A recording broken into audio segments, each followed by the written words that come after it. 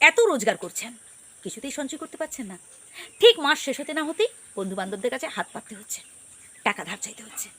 আরে ভাই, বন্ধুবান্ধব 2বার 4বার দেবে, তারপর মুখ ফিরিয়ে নেবে, বুঝলেন?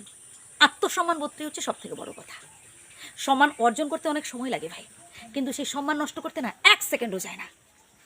তাই কখনো সম্মান নষ্ট করবেন না। কষ্ট করে উপার্জন করার চেষ্টা করুন, সৎ উপায়ে কঠিন পরিশ্রম করে যাতে 2 পয়সা বেশি রোজগার করা যায় চেষ্টা করুন। তবেই তো সংসার থেকে অবনটন দূর হবে। আপনি যদি আলস্যে দিন কাটান, কুঁড়ে হয়ে বসে থাকেন ঘরের মধ্যে, তো আপনাকে কে খেতে দেবে ভাই? আপনার সংসারের অভাব-অনটন কে দূর করবে ভাই? আপনাকে কষ্ট করতে হবে, শুধু কাজ করলেই হবে না, পরিকল্পনা মাফিক এগোতে হবে, বুঝলেন? এর পরের পয়েন্টটা আরও গুরুত্বপূর্ণ, তা হলো লক্ষ্য স্থির রাখতে হবে। আমরা অনেকেই আছি খুব চঞ্চল মস্তিষ্কের। এই ধরুন, আজকে একটা কাজ ধরলাম, পারলাম না, ছেড়ে দিলাম। পরের দিন আবার একটা কাজ ধরে নিলাম, পারলাম না, ছেড়ে দিলাম। 2 দিন 4 দিন করার পর আবার একটা নতুন কাজ ধরে নিলাম। ভাই, এইভাবে কাজ বাঁচতে বাঁচতে একটা সময় দেখবেন কাজ শূন্য, মানে আপনার কাছে কোনো কাজই নেই, কাজই পাবেন না। আর আপনি যেখানে যান না কেন, পূর্ব অভিজ্ঞতা, আগে কি কোথায় কী করেছেন এই ধরনের কাজ দেখবে, তখন কি করবেন?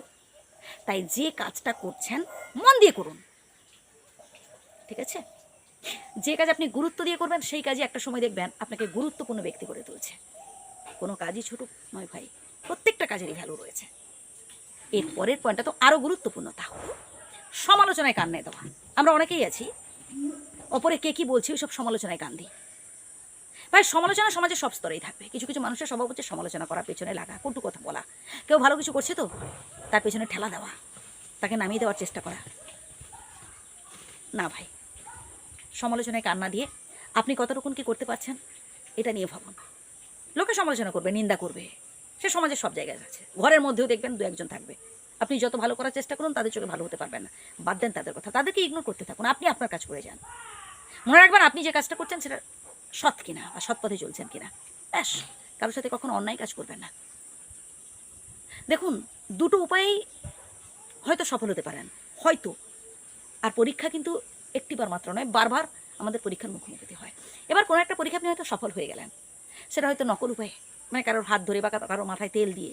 কিন্তু একটা সময় দেখবেন আপনি আর এগোতে পারছেন না।